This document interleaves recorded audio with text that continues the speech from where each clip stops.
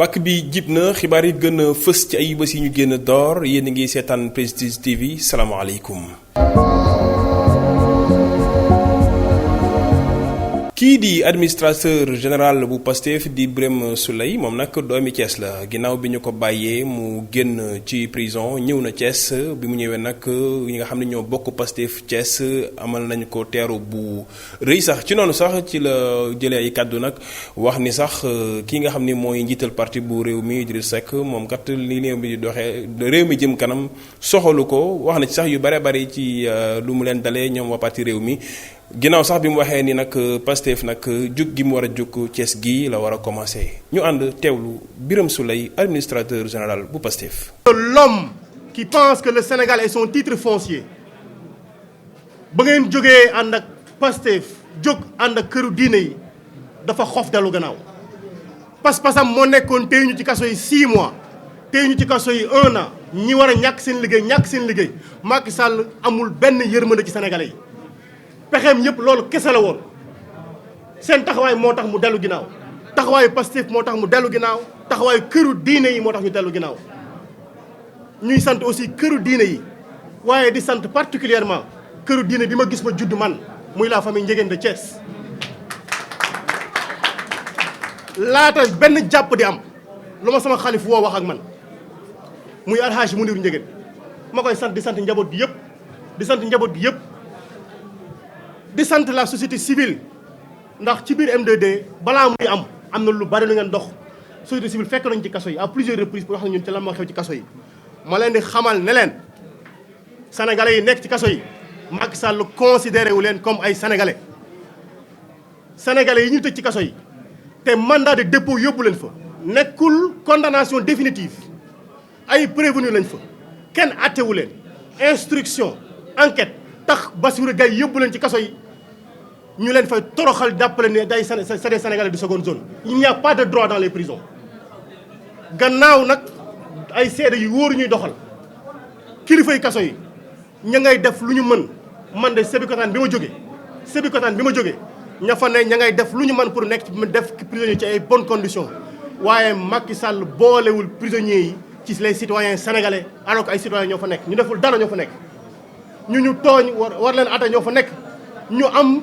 discorde ñu jubóowul ak yoon ñoo fa ne ñu war leen atte wax leen lañ leen fay tërale ñu baleen fa fàtte leen fa. parti bii di parti démocratique sénégalais ginnaaw bi ñu tàmbalee seen tournée ngir waajal jaay carte yi ñoom nag ñëw nañu fii nga xam ni mooy région bu Thiès bi ñu fi ñëwee nag ab mobilisation bu am solo gis nañ ko fële ca casino ci noonu sax ki nga xam ni mooy Ndiaga Diaw moom nag yëkkati na ay kàddu ñaawlu ni nga xam ni moom la réew mi di doxee waaye tamit wax na itam ñu ngi jëm ci ay élection yoo xam ni ñoom seen parti bi ku yebu bàyyi leen xel ñu ànd teewlu ki nga xam ni mooy Ndiaga Diaw bokk ci comité directeur bu PDS. ku doon wax naan dafa dee biir Thiès PDS dee na Thiès kon xamoo li ngay wax parce que tey ku ñëw fii ci salle bi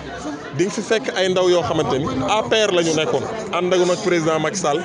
tey ñoom ñëpp ñu génn li nga xamante ni mooy coalition Benno Bokk Yaakaar ñëw ànd ak ñun pour que ñu jàppale président Karim Meïssa Wade tey ku ñëw ci salle bi di nga fi fekk. ay jeunes yoo xamante ni réew mi lañ nekkoon àndoon ak président Idrissa Seck mais comme que bëgguñu workat ñu bàyyi foofu ñëw pour ànd ak ñun tey ku ñëw ci biir salle bi di nga fi fekk ñoo xam ne musuñu def politique tey ñu jóg mobiliser wu organiser wu ñëw pour jàppale ki nga xamante ni mooy président Karim Wade ànd ko ak ñun. donc lii tey ku mu dalul sa xel jàpp naa ni dara du dal sa xel tey ndaw ñi génn nañ femmes yi génn nañ suñu anciens yi génn nañ ñëpp mobiliser wu nañ nee nañu PDS moo leen doy parce que amatuñu espoir ci ñi nga xamante ni ñoom ñoo ŋànk réew mi. mais aussi ki nga xamante ni moom moo fi nekk président conseil départemental muy Idriss Seck jaay na ngorom ki nga xam ne mooy président Macky Sall donc Thiès bëgguñu workat donc ce qui fait que ñëpp mobilisé wu nañ di xaar ki nga xamante ni mooy président Macky Sall en tout cas man en tant que responsable départemental des jeunes tàllal naa loxo ndawu Thiès yëpp bàyyiwuma kenn pour que ñu àndandoo ñun ñëpp xeex bi ñu war a xeex jël maire yi Karim Wade di ñëw ñu installé ko jàpp naa ni li fi des mooy fexe nu ñu leen fi jëlee ñoom indi ki nga xamante ni baayam moo nekk le meilleur président de la République de l'Afrique bi Afrique commence tàmbalee am ay chef de l'État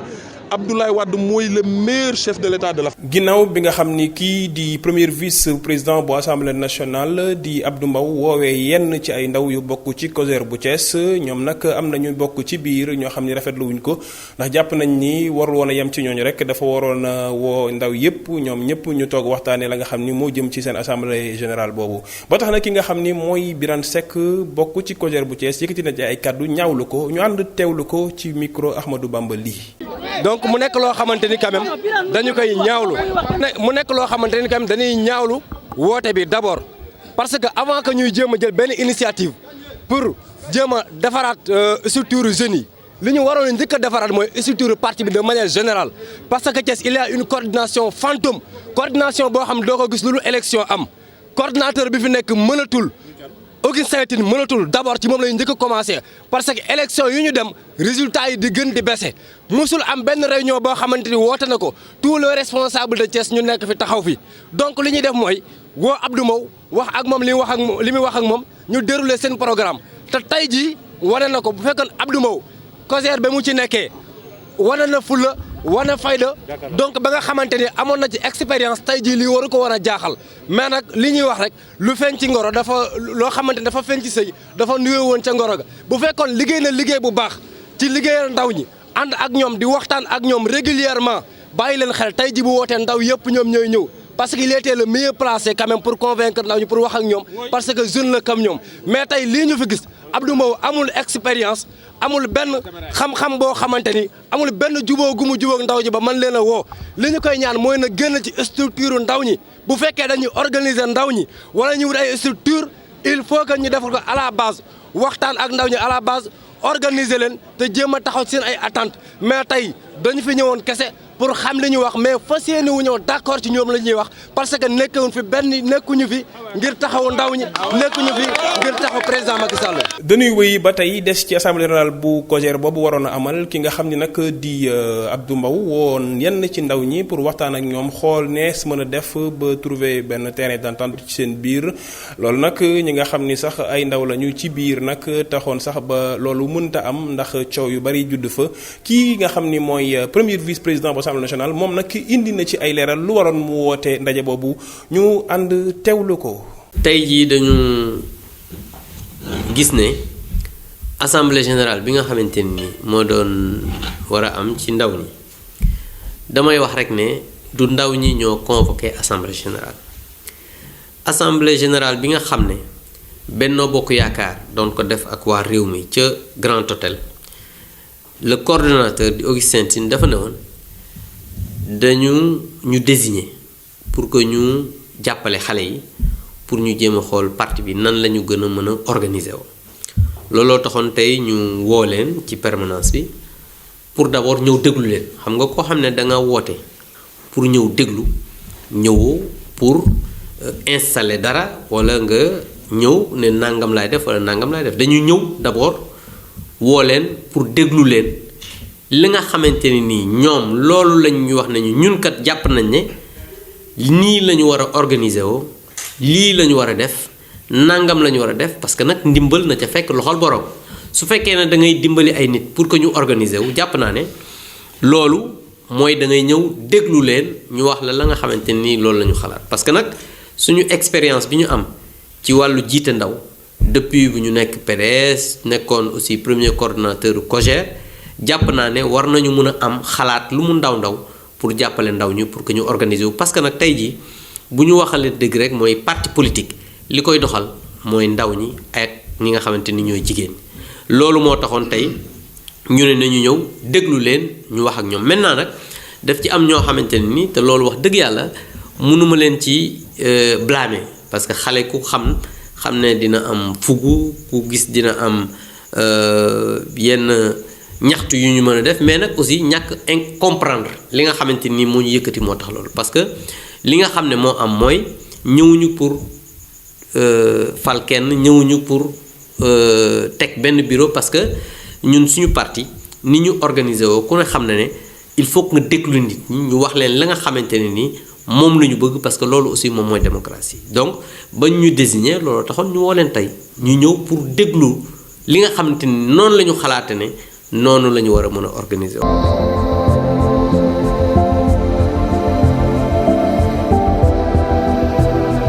am na lu ñu nemmeekoon Sénégal ci ay jamono mu tudd sax cousinage à plaisanterie maanaam ci waaso ñi nekk doomu ndey doomu bàyyi nga dégg séeréer bi tooñ pël bi tooñ pulaar bi mandenke bi tooñ moroomam yooyu dañ ko daan gis Sénégal mu bëri yoon fu léegi nag mu mel ni sax dafa tumuranke ci réew mi ba ñu sax gis ñu baree bari di ci jaamarloo seen biir loolu mën a jur nag jiyee ci réew mi ba tax na kii di suñu ndaw di soxna Marème Ly defal nañ ci ab reportage ñu ànd teewlu ko. cousinage à plaisanterie olof di ko wax kal nekk na concept bu siiw ci sunu réew muy tooñante rek ci diggante ñaari xeet ku si nekk di xëcc buur jàppee keneen ki jaam waaye mu mel ni rek aada boobu dafa xawoon na sax ci sunu réew bu ñu sukkandikoo ci Saliou Diop nekk jàngalekat bu retraité moom nee na aada boobu moo tax rek sunu réew daal di am jàmm kon dañ koo war a sàmm. li fi xew moo ñu xaw a tiital parce que boo jëlee ci sant yi ku ci mel ni Njaay ak Jóob même bu ñu xamantewul bu ñu gisantee rek commencé kaf te loolu day rattaxal diggante ba nga xam ni lépp loo nar a def xalaat loolu rek da nga koy bàyyi. boo gisee pël yi bu ñu jàkkaarloo kenn ñu ne ko kii tëgg la lu ñu jàppoon dañ koy bàyyi te kam ku nga xam ne ni pël moo gën a naqari deret fii bon sant yi boo jëlee Njaay Jóob Faal Ñang yooyu yëpp am na ci. donc loolu dafa duggoon suñu aada ba nga xam ni lépp la yombal alors bi ñu demee nag ba mu commencé am ay xat-xat ay xët-xët ak yooyu alors ñëpp a tiit loolu moo ko indi quoi waaw mais loolu lu baax la ci Sénégal. ci loolu nag mi ngi ñaawlu rek problème yi amoon ci fan yi ñu génn ci diggante ñaari xeet Baba Ba moom itam mu daldi rek fekk ci Saliou Diop ci ay kàddoom nee na ñàkk yax bi ndaw yi am moo waral ñu perte sunu aada. affaire la boo xam ne nag li ko fi bëgg a jële yëpp du dara lu dul ñàkk yar rek nit ñi ci boppam muy génération bu bees bi ci boppam dañoo amatul yar amatuñu yëg-yëg ci kenn yëguñu kenn faalewuñu kenn ba nga xam ni yooyu ñu bëgg ko fay jële bo ñun nag toujours li ñuy ñaan mooy yooyu daal continuer ñu bàyyi ko fi mu mel ni mu meloon ndax jàmm la doon andi ci réew mi sécurité la doon andi ci diggante xeet yi fépp fa mosaan a dem nga sant Ba ki sant Diallo wala ay Kan Jaxate yooyu yëpp da ngay am jàmm kon ba jàmm daal la ñu gisoon ci yooyu. ci loolu nag kilifa yooyu ñu ngi ñaax jàngalekat yi rekk ci ñu xamal ndaw ñi sunu aada balaa ñuy wàcc seen ànd. fukk ak juróom-ñetteelu édition forum islamique pour la paix moom nag jàll na ci jàmm ginnaaw bi ñu amalee ñaaru fan cib ndaje di xool li nga xam ni impact bi nga xam ni coronavirus bi amal na ko jëm ci wàllu sax société bi jëm ci wàllu religion waaye tamit jëm ci wàllu économie tax na sax ñoom ñu daje woon doon ci def ay jàngat dañuy ànd teewlu ki nga xam ni moo jiite forum boobu di Ahmed Saloum Dieng ñu ànd teewlu ko. li ñu gis si réew mi fan yi passé tiital na góor su ne. te al fitnatu naa'imatun la'ana Allaahu man ayqazahaa fitna dafay nelaw yàlla rëbb na ko yee te képp ku yee fitna nag mën nga ko yee waaye doo ko mën a tëral kon nañ moytu fitna moytu xeexu waaso moytu xeexu diine moytu xuloo ngir principe politique jàtte xuloo kenn ku ne défendre ce principe boo convaincre citoyen sénégalais yi réew tànn su élection jotee ñu tànn la jiital la jàmm daal mooy jàmmi réew mi jàmm mooy jàmm askan wi jàmm mooy jàmm diine ji su jàmm amul jàkkee sax des na tuuti kenn du ci mën a yem ndax lii biggéeyee ay benn ambassadeur nekkatu fa ambassadeur dafa ne ñibbi nañ ndax da ngay yor sa oto di dawal en tant que ambassadeur ab xale teg la fital ne la wàccal oto bi jël oto bi doo am foo ko porter plainte ndax tribunal amatu fa police amatu fa gendarmerie amatu fa kon nag maa ngi woo société sénégalaise ñu suuxat jàmm dund jàmmoo ndax Sénégal comme ni ma koy waxee saa su nekk dafa nekk pays phare ci wàllu jàmm loolu li ko waral mooy diine ji fi ne sax ci xol yi sax ci xel yi ak pastos yi fi ne ak kilifteef gi fi ne ak nangu xel yi nangu ak nangu nit ñi nangu loolu nag ku ko fooyee ba jëlee ko fi ba indiwaat ko fi dina jafe kon nag ñu ngi gërëm aussi di beneen nuyoo sëñ Mountakha Mbacké ndax bii lii amee rek dafa contacté sëñ Mbaye Sy Mansour wala ñoom dañoo waxante seen biir xam nga sax ku ci contacté mu mi waaye waxante nañ seen biir ba nag mu seen njaboot daje ca Dakar waxtaane jàmm Sénégal njaboot gi aussi bi nee ba Dakar dañoo dem wax ak président de la République wax ko ni ko kilifa yi ñoonu bañ jógee ca moom dem ci institut islamique wax beneen njabootu sëñ Mountakha dem ci opposition wax ak ñoom ba jàmm ji taxaw tey loolu tey ci bëccëg rek Mamadou Ndiaye mi moo koy wax mi naam lii dafa wane waat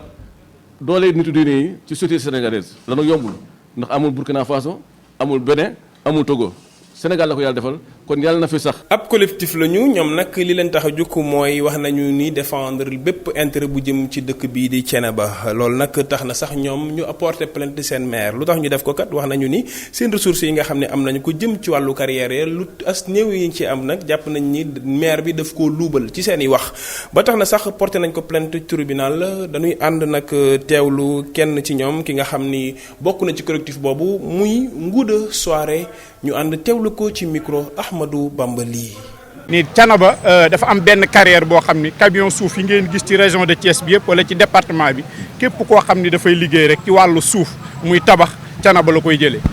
ñu am ci seetlu gu yéeme ndax ci compte bi dañu wax ni 600000 maanaam téeméeri junni ak ñaar fukk moom lañ ci dajale ci atum lëmm ci fukki weer ak ñaar. loolu nag bi mu amee jaaxal ñëpp ñu ni dañuy fal benn kuréel goo xam ne dañuy dem jéem a saytu liggéey boobu lan moo waral atum lëmm ci fukki weer ak ñaar 600000 di génne ci carrière bi ñooñu bi ñu demee def fa fukki fan ak juróom te fukki fan ak juróom yooyu ku ne xam na ni carrière bi samedi ak dimanche du ko liggéey biñ ko ci génnee mu des fukki fan ak benn ñu seetlu ni fukki fan ak benn yooyu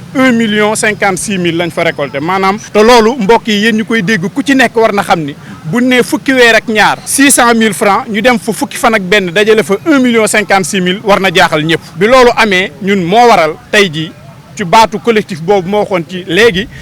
ñu ñëw bëggoon porter plainte bi nag dañ ko porter jëmale ko ci monsieur le maire ndax gis nañ ni monsieur le maire mooy Talla Diagne ndax population Thiénaba moom lañ fal mu nekk ci kanamu mairie bi. ak collecteur bi ñuy wax Ahmadou Ngom nga xam ni moom moo doon dajale alalu askan wi pour waroon ko déposer trésor ñu mën a xam loolu ci lépp ñu war a toll ci xayma. kay xam nga tubaab dafay wax détournement mais boo ko indee ci baatu olof ak càcc la goo xam ni càcc gu bër la càcc googu nag ñun ku maire musa mën a jox ay responsabilité ñun maire lañ amal affaire ndax moom lañ fal mu jiite askanu Thiénaba bi yëpp. te xel munte nangu ñu def ko ci benn at ñaari at ñeenti at depuis 2014 ba 2021 buñ xëyee ñëw ni yëguñu ko woon wala ñañ fa tegoon dañ leen a joxoon confiance loolu du nekk lu ñuy mën a dégg ñun liñ jàpp mooy sàcc nañ alalu askanu Thiénaba ñi ko sàcc ka ca bopp ba mooy monsieur le maire donc bu topp dee am moom la ñuy indi tribunal ak kam fa tegoon pour mu nekk collecteur bi ñooñu lañ amal affaire. ginnaaw bi ko collectif bi ànd xeex ay intérêt bu Thiénaba tegee ay tuuma ci ngàddoom ki nga xam ni mooy maire wu Thiénaba moom nag génn na wedd lu nu mel ba mu set wecc nee na liñ koy tuumaal amul dara loo xam ni am na ci ca noona sax woowoon na ñi nga xam ne ñooy tas xatu xibaar yi jàkkaarloo ak ñoom indi ci ay leeral dañuy ànd teewlu ki nga xam ni mooy Talla Diagne di maire bu Thiénaba. di leen xamal ni fan yu néew ci ginnaaw lii may def nag population Sénégal bi nga xam ni ñooy samay nawle di ma dégg moo tax tey ñu andi leeral waaye bu doon commune Thiénaba rek du jar leeral parce que xamante nañ bu baax ñii dégg nag te xamuñu nu mu demee loolu moo tax tey ñuy wax ak Sénégal di leen xamal ni li ngeen dégg ci réseaux sociaux yi di ko dégg ci presse bi ñi ko def teguñu ko fenn xanaa ci seen bakkan nit nag su nekkee ak yow te nga bëgg a àgg fa mu àgg wala nga ci yóot te jotoo ko point bu ne di nga ko laal loolu moo waral ngeen dégg ñuy fab ay tuuma di ko teg ci commune Thiénaba waaye di ko teg ci conseil municipal bi waaye di ko teg ci nag man mi nga xam ni maa jiite commune Thiénaba tuuma yooyu nag sañ ñu koo bañ parce que dañu wax ni nattu ab jullit lay dal waaye tuuma as gor lay dal waaye ñoo ñuy wax am na ci ñoo xam ni li ma metti rek mooy xale yi rek a ma metti ndax xale bu dee topp mag mu dem ba jeel te carrière am yépp ci xuloo ak xeex la ko def xale di ko topp te xale ba nekk sa njaboot bokk ci commune Thiénaba vraiment boo dee kilifa du la neex loolu moo waral tey ñuy leeral li nga xam ni moom lañ dégg ñu wax ko ci presse bi nag defuñu ko ñi ko wax ci presse bi ñoo ko def ndax presse bi jàllale rek la nu man kon seen warugar la ñuy def waaye ñi nga xam ni ñoo ko wax nag fop ay tuuma yu bari teg ko ci sunu kaw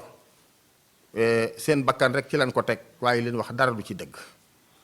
ëttu sportif thiessois loolu nag ab kuréel la bu ñu taxawal ngir lu jëm ci wàllu sport ni muy doxalee fii ci Thiès ñoo ko amal nag amoon nañu ab dox ñaxtu ngir lan boo xam ne ñu dañoo bëgg kat li nga xam ne mooy liggéey ba jëm ci stade bu stade Maniang Soumaré ñu terminé ko ak stade bi nga xam ne tamit moo nekk fële ca Medina Fall waaye tamit ñu subventionné nag club yi nga xam ni ñoo fi nekk loolu nag ñu bëgg nag ñi nga xam ne ñoo nekk ci municipalité yi ñu bàyyi ci xel dañu ànd nag teewlu kenn ci ñoom bokk ci kuréel googu di maître Ousmane Diagne ñu ànd teewlu ko ci micro Cheikh Fall. Thiès amuñu woon ay infrastructure sportive du moins yu ñu mën a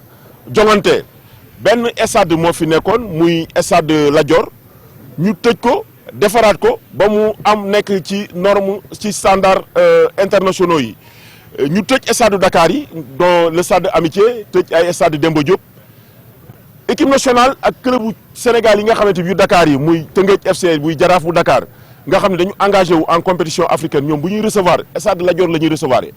donc su coïncider ñoom ñuy recevoir stade Lat Dior wala équipe nationale nga xam ne war na fa dalal Swazini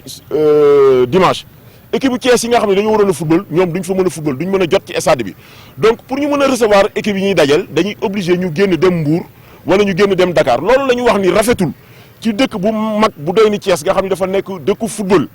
club boo dem ci Sénégal di nga fa fekk ay doomu Thiès yu mag ñu nekk fa di football boo demee équipe nationale du Sénégal di nga fa dem fekk ay doomu Thiès yu mag ñu nekk fa di football dëkk bu doy noonu ñu dem ba bu ñu bëggee football dañuy dem wàllu yaanu ci yeneen dëkk loolu la ñu wax ni jékkul jaaduwul moo tax ñu ni dinañu ñaax autorités yi travaux yi nga xamante ni tàmbale nañ ko ci site stade Maniang Soumaré bi ñu accéléré ko ñu accéléré aussi defaraat gi nga xamante ni tàmbale woon nañ ko ca stade Madina Fall parce que Thiès nekkul dëkk boo xamante ni war na mën a yor benn stade wala ñaari stade wala ñetti stade Thiès dafa war a mën a am ay stade yu bëri parce que dëkk bu amul infrastructure sportive dëkk boobu sport bi mënu fa développer donc ñu jël aussi prétexte sitting bii nga xamante ni dañ ko organiser pour demander ñu accélérer travaux stade Maniang Soumaré yi pour ñaax suñu autorités yi notamment les autorités locales muy maires yi moo tax ñu ngi ñaax suñu maire yëpp nga xamante ni ñu ngi ñuy dégg am na ci ñoo xam ne ci ñoom sax bokk nañ ci ëtt sportif yi ni leen nañu teg ay pexe pour que club bu Thiès yi nga xamante ni dañu engagé wu ci compétition nationale yi ñu mën di ñëw di leen jàppale.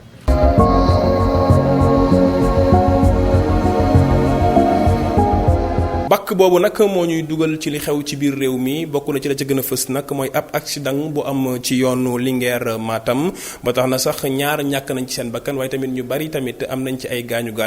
dañ ciy ànd ak soxna Fatou Fall mu indi ñu li ci gën a fës. ñu tàmbalee xibaaru biir réew mi wax nag ci Cheikh Wade mi ñu installé ni ki démb ci fonction chef d'état-major général des armées ci teewaayu ministre des forces armées Sidiki Kaba moom nag mi ngi wuutu ci poste boobee kii di général Biram Diop. ñu wax ci leneen muy accident bi ñu nemmeeku ca Linguère ba ñaari nit ñàkk ci seen bakkan fukki ak ñetti jël ci ay gaañu yu metti néew yi nag ñoo ngi leen yóbbu ca morgue bu l'hôpital Magatte Lô ñi ci jëlee ay gaañu nag rawale nañu leen ca service d'urgence gendarmerie daal nañ si ubbi ab l'enquête. ñu jeexale xibaaru biir réew mi ak jëriñ ju ñu dénk wàllum tourisme ak transport aérien daal dinay nemmeeku ab roppalaan bu naaw ci sunu espace aérien national foofee ca Ziguinchor bu ñu sukkandikoo ci communiqué ministériel bi le roppalaan bi daal dinañu koy immobiliser ubbi ci ab enquête ci mbir moomu le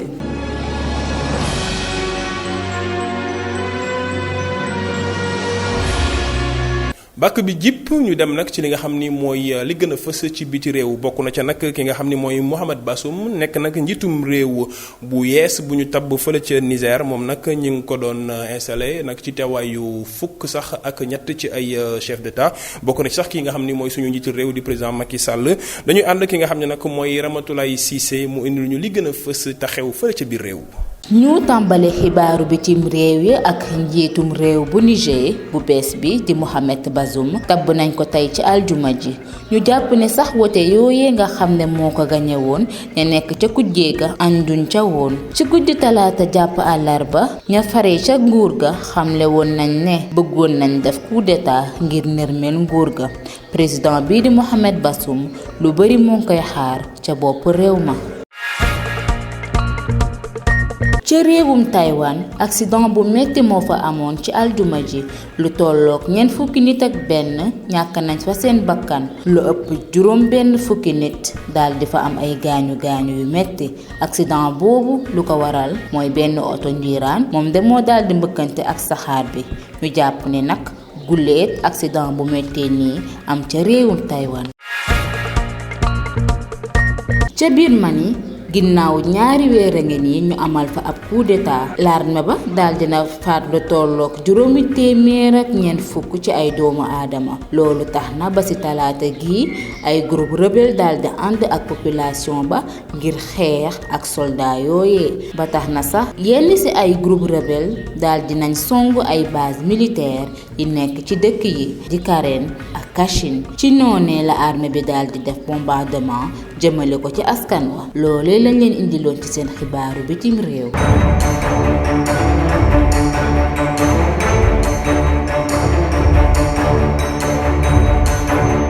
bàkk boobu nag moo ñuy yóbbu ci li nga xam ni moo jëm ci wàllu tàggat yaram loolu nag bokk na ci la ca gën a fës mooy ki nga xam ni mooy Alassane Dia nag nekkoon directeur technique bu Tëngéej moom nag nekkoon ku siiw sax ko amoon taxawaay lu jëm ci wàllu tàggat yaram fii ci Sénégal amoon ci taxawaay bu rafet moom nag moom moo génn àdduna